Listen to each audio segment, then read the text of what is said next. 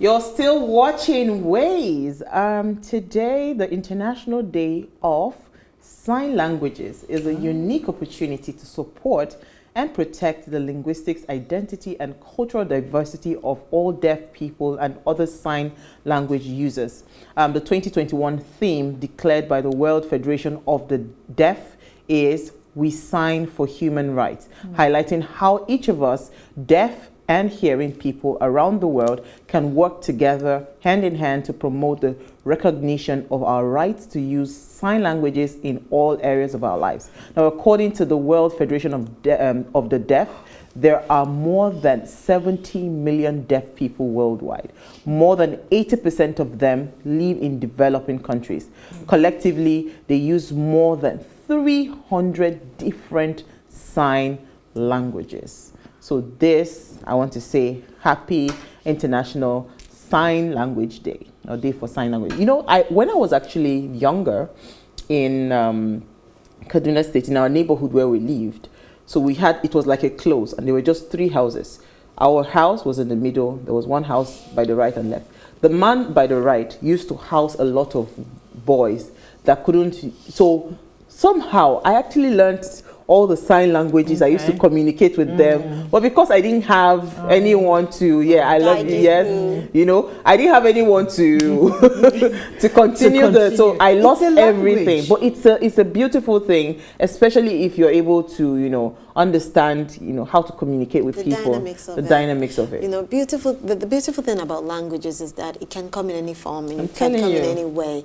So we also have the ones that, what's it called? The blinds, they also use the grill that they use to, you know, communicate. So there are different ways we can communicate. It's not just about you using the sign languages. There's also but you know the funny thing, you can't communicate.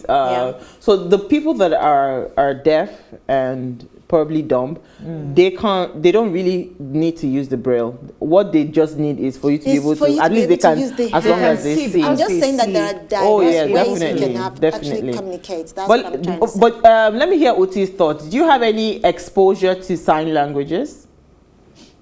Not personally. I think that it's just one of those things where understanding the perspective, or should I say the experience of the world of somebody who is audibly challenged, really, I remember the first time I realized that they were different. So even in sign language, signs are different. So there's British Sign Language, there's American Sign Language. And I thought to myself, I mean, can you imagine? Like, how do you learn something that is to do with like physical hand gestures? And there are different things in different countries. But it's when I think about not just those that are audibly challenged, but the challenges that disabled people face in this country. Exactly. It's a lot. It's highly stigmatized. It's something that we associate with poverty, with begging, and just wanting to see more exposure for that space and wanting to see more done for people who are physically disabled of any kind. Absolutely.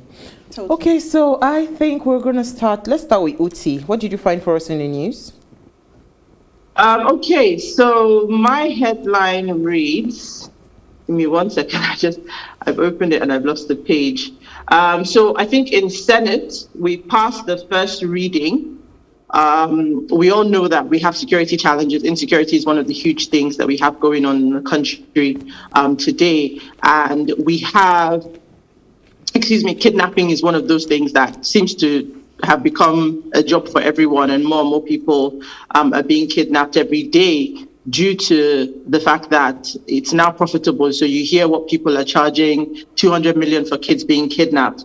So the headline says Senate seeks life imprisonment for kidnappers. So it has, I believe, passed the bill titled Abduction, Wrongful Restraint and Confinement Bill of 2021, proposes life imprisonment to anyone convicted of the offense of kidnapping, particularly where death results from the act. Now, this is a great way to go, right? It's important that we get things into legislation, we get things properly regularized. But my question is, when you look at all the big cases that have happened in recent times, how many of these cases have led to prosecutions? What happens is families contribute money, all sorts of people come together, whether it's negotiations, and these fees are paid.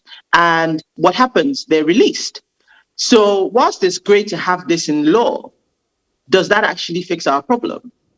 If we are just paying ransoms and people are doing whatever they can without the support of the authorities to actually catch these people, then, I mean, this just seems like rubber stamping. Good direction, but I don't know if I don't think it's a solution, because I think since the Evans, the kidnapper case, have we heard any other reports of any other, kidnappers that have actually been caught and prosecuted? Even the Evans, has he been prosecuted? Thank you very much. I hadn't followed up on that, so I didn't want to say something. There's no sentence yet. In fact, even him now, he has come out to say he's a legit businessman. The last I heard of his story, that he's a legit businessman. I think it was after one of these prominent cases, he came out to say he's a legit businessman. He has changed his mouth that he's not a kidnapper. But let me come to you, Isi. What did you find for us in the news? The story of Nigeria and the many troubles we go through, it's so annoying sometimes and overwhelming. And now, saying that, we still have the problem with food insecurity, and we have the problem with, cost of living currently. When you go out to the market to buy things are on the increase, and it's skyrocketing by the minute and by the day. Now, we have the federal government reiterating the fact that commitment to food security is paramount.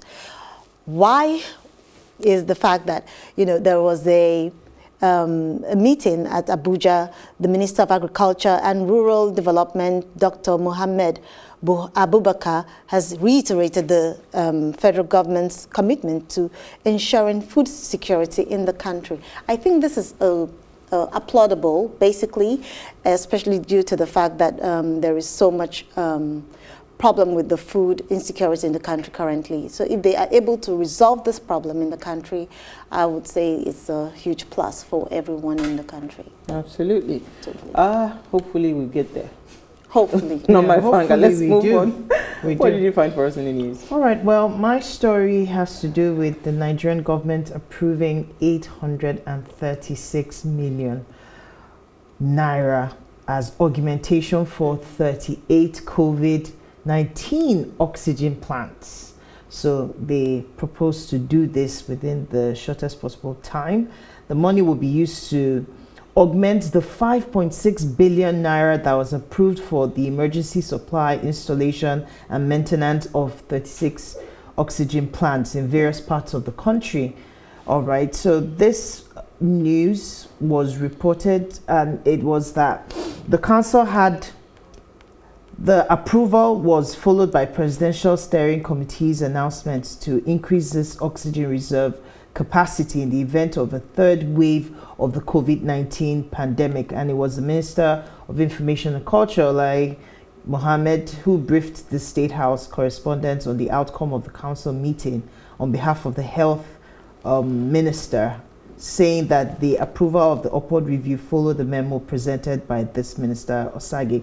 So at the end of the day, bottom line is that more money is expected to be pumped in to the installation of these oxygen plants so that they can prepare adequately for a third wave or fourth wave, as the case may be. We're already there. We're already there at the end of the day. It's supposed to be a good thing, but I want to see how it turns out, because it's one thing to say, oh, this is what we're going to do. It's another to actually implement it. And on behalf of the people too. So that's the hugest. That's the biggest problem we have in Nigeria. You're worried about implementation. It shouldn't be the implementation. It's the reality that projects like this always invariably open up the way for people to make money. Exactly. That's the point I was trying to make. That let's hope that it actually geared towards achieving this and not another avenue for. All right. So I'll just quickly read mine. I saw the headline was quite alarming. The wife of the Akwa Ibom State Governor, Dr. Martha Emmanuel, has raised an alarm that 17% of, or we can put it, 1 out of every 5 teenage girl in the state are either pregnant or they're already a mother in Akwa Ibom. She was addressing this at the 6th anniversary celebration of the Family Empowerment and Youth Reorientation Path Initiative. Her project in Uyo that she normally does is focused on prevention of teenage pregnancy, and pledged and it's also pledged towards commit more energy resources and fight against teenage pregnancies in the states. That's the initiative. That's what it's about. When I saw this, I said it was quite alarming. But when I read through the story, outside of they have reached about 15,000 students spread across 62 secondary schools in the different senatorial district or whatever. And the theme for what they are trying to push for the girls is uphold your dignity. So I read further down and I saw that, okay, at this point somebody's thinking, because most times when I see programs like this, it's only targeted towards the girls. But with this, they also had something for the boys, right? When they say that they also the advocacy also gave birth to a program that was tagged Bright Future for Responsible Boys. So it's good that we are able to balance it. So we're not just talking to the girls that do not get pregnant, because I was just wondering in my head, do this in isolation. Who impregnates these girls? Because 1 out of every 5 girls, that's a huge number. One in every 5 girl is either pregnant or she's a mother already. That is more than alarming. It should be declared a state of emergency, right? So I'm happy that also the boys are being talked to, and hopefully the initiative will be able to curb, this. All right, so we're going to take a break now. It's our ladies' night out. And you can call. So we're discussing relationship do's and don'ts. Stay with us. We'll be right back.